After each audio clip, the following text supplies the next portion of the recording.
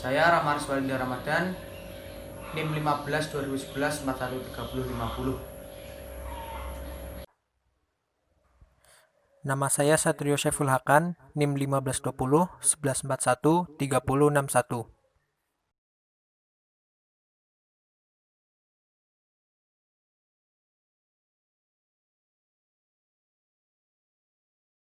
Saya Putri Marisa Kusifah, NIM 1520 11 41 3062.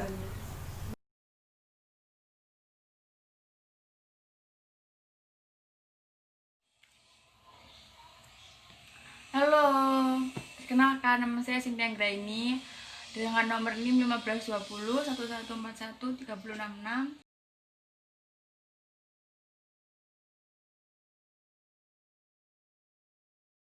Saya Widya Sumamora, NIM 1520 1141 7071.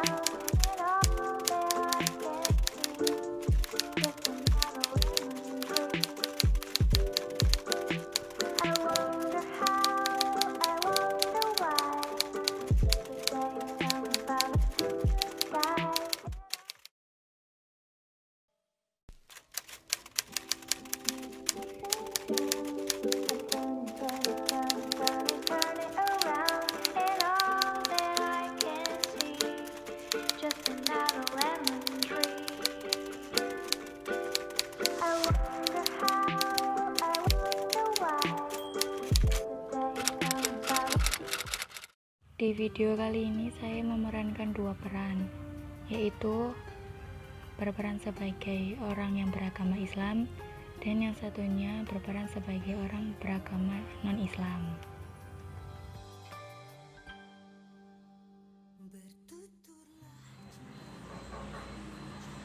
Halo Sin. Karena teman saya datang untuk bermain, maka di sini saya mengajaknya bermain kartu remi.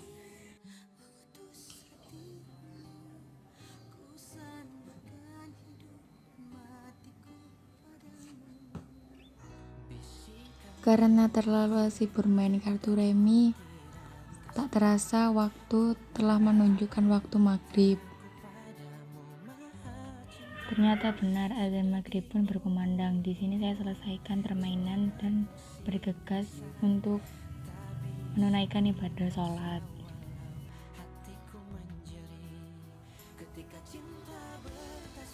Oh iya, ini udah waktunya azan maghrib. Silakan kamu sholat, nanti saya yang akan bereskan semuanya.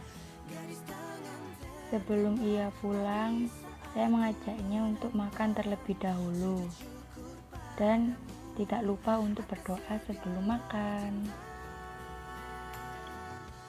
Di sini teman saya juga berdoa terlebih dahulu dengan keyakinan yang dianutnya.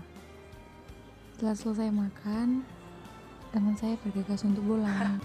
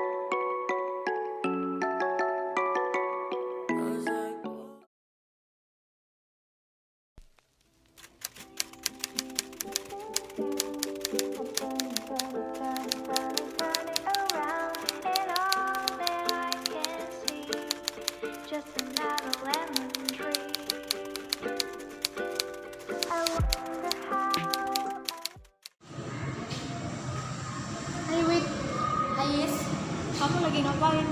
Ini aku lagi lihat implementasi sila yang ketiga, tapi aku masih bingung implementasi sila yang ketiga itu kayak mana sih?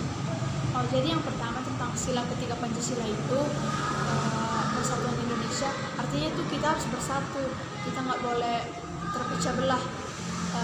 Indonesia kan merupakan negara yang majemuk, jadi kita jangan membuat itu sebagai alasan untuk kita terpecah belah. Jadi kalau contoh dari implementasi sila yang ketiga itu kemana ya? Yes? Kalau implementasi, contoh yang pertama, kita harus lebih menghargai produk Indonesia dibanding produk luar negeri.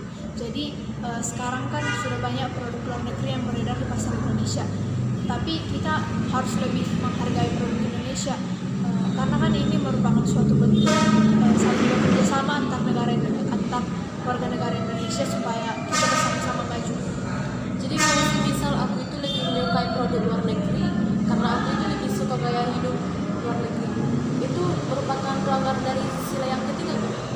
Sebenarnya mempelajari tentang gaya hidup luar negeri nggak salah, tapi kita harus lebih mencintai tradisi Indonesia, kita harus lebih mencintai produk-produk Indonesia juga, karena kayak yang aku bilang tadi, itu kan suatu bentuk kita bekerja sama sesama masyarakat Indonesia supaya kita lebih sama-sama mendukung gitu. Terus kita harus menggunakan bahasa Indonesia kayak seperti yang tertuang di Sumpah Pemuda. Bahasa Indonesia kan sebagai bahasa persatuan Indonesia, jadi kita harus menggunakan bahasa Indonesia. Jadi kalau semisal kita ini hanya menggunakan bahasa daerah, apakah itu pelanggarannya juga? Karena kan bahasa daerah juga kekayaan dari negara Indonesia. Memang bahasa daerah itu suatu kekayaan bangsa Indonesia, tapi kayak yang aku bilang tadi, kita harus mengingat kalau di Sumpah Pemuda sudah dinyatakan bahasa Indonesia merupakan bahasa persatuan. Ini memang demi kebaikan kita juga. Jadi contohnya kita bertemu dengan orang yang dari latar belakang suku yang berbeda, bahasa yang berbeda, kita bisa tetap bersatu, kita tetap berkomunikasi dalam bahasa persatuan, yaitu bahasa Indonesia. Oh iya, aku udah paham ya. Terima kasih ya kau sudah menjelaskan tentang implementasi sila yang ketiga. Terima kasih ya. Sama-sama.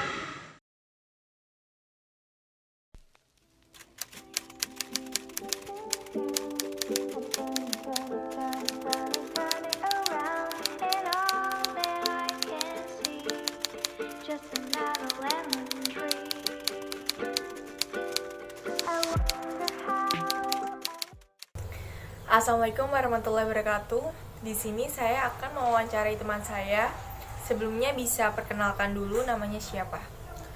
Waalaikumsalam warahmatullahi wabarakatuh. Perkenalkan, nama saya Ismi Tadisa Handayani dan biasa dipanggil Ismi. Baik, Mbak Ismi. Gimana pendapat Mbak Ismi tentang pendidikan sekolah online di Indonesia? Pendapat saya mengenai sekolah online yang terjadi saat ini, saya kurang setuju dengan diadakannya sekolah online karena melihat dari beberapa anak yang terkadang mereka tidak paham dengan materi jika dijelaskan secara online. Tapi Kemendikbud juga sudah mengeluarkan berita tentang pendidikan di Indonesia yang akan dikembalikan normal secara offline mulai bulan Januari 2021. Berarti Kak Ismi setuju ya?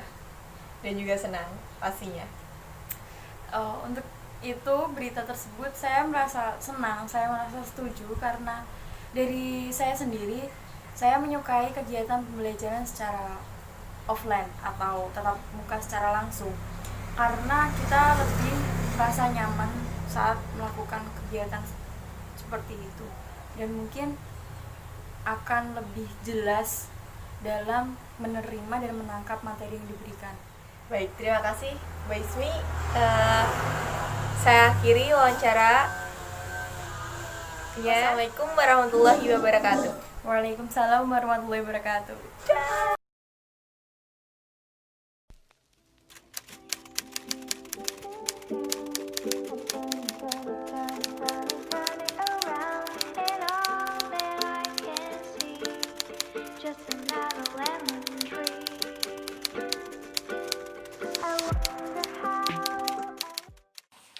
Bagaimana pendapat Ibu mengenai orang yang memiliki gaya hidup mewah, yang suka menghambur-hamburkan uangnya untuk hal yang tidak penting? menghambur-hamburkan uang yang untuk hal yang tidak penting. Menurut saya itu satu tindakan atau satu perbuatan yang sangat tidak bijak dan termasuk tidak manusiawi, karena sekarang ini kan masa pandemi, masa masuk resesi juga. Harusnya orang lebih berhati-hati, lebih mawas diri dan tidak membuat kecemburuan sosial. Itu pendapat saya. Lantas menurut Ibu, bagaimana sebaiknya pola hidup di masa seperti ini? Kalau menurut saya, ya kita harus punya rasa empati. Lihat kanan kiri, apakah tetangga-tetangga kita membutuhkan atau tidak. Kita harus bijak dalam dalam bersikap, terutama dalam membelanjakan uang kita. Memang itu hak kita, milik kita, tapi kita harus pandai-pandai menjaga perasaan orang lain. Jangan sampai orang lain timbul kecemburuan atau bahkan menimbulkan iri yang akhirnya bisa memicu orang lain untuk bertindak kriminal karena rasa lapar itu. Alangkah lebih baiknya lagi ketika kita bisa sedikit mendonasikan bagi kepentingan orang lain. Jadi uang kita, harta kita akan lebih bermanfaat ketika orang lain pun bisa merasakannya. Sedikit mengurangi beban mereka. Itu pendapat saya. Baik, terima kasih atas waktunya Ibu. Sama-sama.